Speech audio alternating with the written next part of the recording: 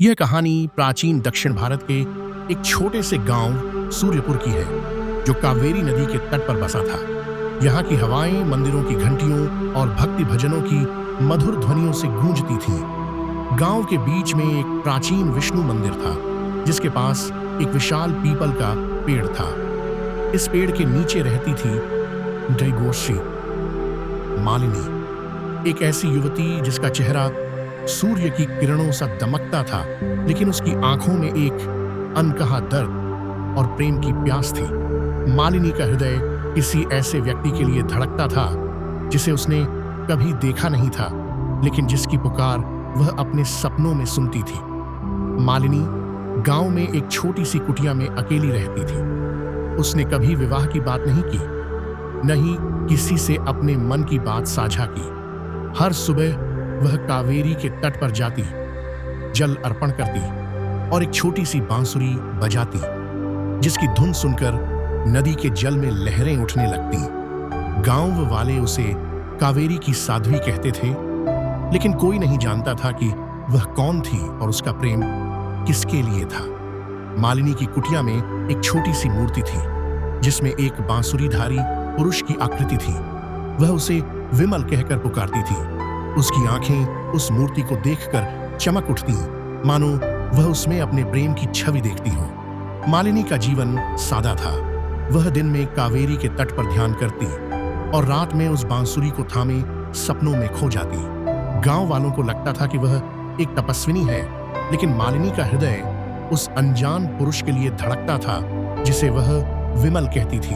वह मानती थी कि एक दिन वह जरूर आएगा। दूर कांचीपुरम के एक आश्रम में एक युवा साधु शिवानंद तपस्या में लीन था। वह एक ब्रह्मचारी था, जिसके प्रवचन सुनकर लोग मंत्रमुग्ध हो जाते थे। वह प्रेम की ऐसी बातें करता कि सुनने वालों के हृदय में प्रेम की ज्योति जल उठती। वह कहता, प्रेम वह नहीं जो तन से बंधा हो, प्रेम तो आत्मा का सन्नाद है। लेकिन शिवानंद का मन भी अधूरा था। हर रात उसे सपने में एक कन्या दिखाई देती, जो कावेरी के तट पर बांसुरी बजा रही होती। उसकी धुन उसके हृदय को छू लेती और वह बेचैन हो उठता। एक दिन शिवानंद को एक आंतरिक पुकार सुनाई दी। उसने अपनी तपस्या छोड़ दी और कावेरी के तट की ओर प्रस्थान किया। जब वह सूर्यपुर पहुंचा तो मालिनी कावेरी के तट पर जल अर्पण कर रही थी। उसकी बांसुरी की धुन हवा में गूंज रही थी। शिवानंद ने उसे देखा और धीरे से पुकारा, मालिनी। यह सुनकर मालिनी का हृदय कांप उठा। उसने मुड़कर देखा और उसकी आंखें आंसुओं से भर गईं। वह बोली, विमल, आप आ गए। दोनों की नजरें मिली और युगों का वियोग उस पल मिट गया। लेकिन यह प्रेम इतना सरल नहीं था। गांव के पुरोहित विश्वंभर इस मिलन के खिलाफ थे। उनका मानना था कि एक साधु और साध्वी का प्रेम धर्म के नियमों को तोड़ता है। उन्होंने गांव वालों को भड़काया और कहा, यह प्रेम समाज को भटकाएगा, यह धर्म के विरुद्ध है। विश्वंभर ने मालिनी और शिवानंद के सामने एक कठिन शर्त रखी। उन्होंने कहा, यदि तुम्हारा प्रेम सच्चा है तो मालिनी को अपनी आंखों पर पट्टी बांधकर बिना देखे और बिना सुने शिवानंद को ढूंढना होगा। यदि वह असफल हुई तो दोनों को हमेशा के लिए अलग होना पड़ेगा।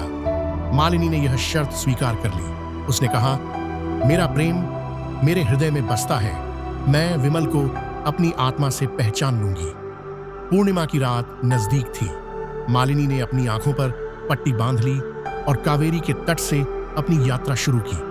वह गांव-गांव भटकी, कई साधुओं से मिली, लेकिन उसका हृदय उसे बार बार कहता कि वह अभी तक विमल तक नहीं पहुंची।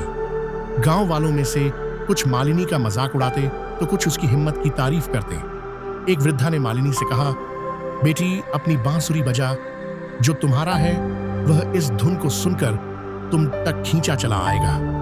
मालिनी ने अपनी बांसुरी निकाली और कावेरी के तट पर बजा दी। उसकी धुन इतनी मधुर थी कि नदी की लहरें थम गईं और पक्षी झूम उठे।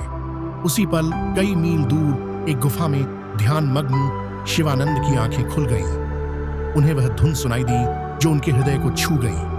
वह तुरंत गुफा से निकले और कावेरी की ओर चल पड़े। लेकिन विश्वंभर ने एक और चाल चली। उसने अपने एक शिष्य को शिवानंद का भेष धारण करने को कहा ताकि मालिनी को भ्रमित किया जाए। मालिनी एक गांव में उस शिष्य से मिली जो शिवानंद का भेष धरे था। उसकी वाणी मधुर थी और उसमें एक तेज था। उसने कहा, मालिनी, मैं ही शिवानंद हूं। मालिनी एक पल के लिए डगमगा गई, लेकिन उसने अपनी आंखें बंद की और अपने हृदय की पुकार सुनी। उसने कहा, आप में तेज तो है, लेकिन वह आत्मा नहीं जिसकी मुझे तलाश है। यह सुनकर शिष्य का भ्रम टूट गया और वह वहां से चला गया। विश्वंभर क्रोधित हो उठा और मालिनी से बोला, तू अब तक नहीं टूटी? आखिर यह कैसा प्रेम है? मालिनी ने जवाब दिया, मेरा प्रेम इस युग के बंधनों से मुक्त है। इसे शब्दों में नहीं समझाया जा सकता। यह सुनकर विश्वंभर चुप हो गया। पूर्णिमा की रात मालिनी एक प्राचीन मंदिर के पास खड़ी थी। उसकी आंखों पर पट्टी थी और हृदय में केवल विमल की पुकार। तभी शिवानंद वहां पहुंचे। उन्होंने मालिनी की बांसुरी उठाई और वही धुन बजाई जो मालिनी ने कावेरी तट पर बजाई थी। मालिनी का हृदय जोर से धड़का। उसने कहा, विमल, आप हैं ना? शिवानंद ने उसकी पट्टी खोली और कहा, मालिनी, तुमने मुझे अपनी आत्मा से पहचान लिया। दोनों की आंखों में आंसू थे।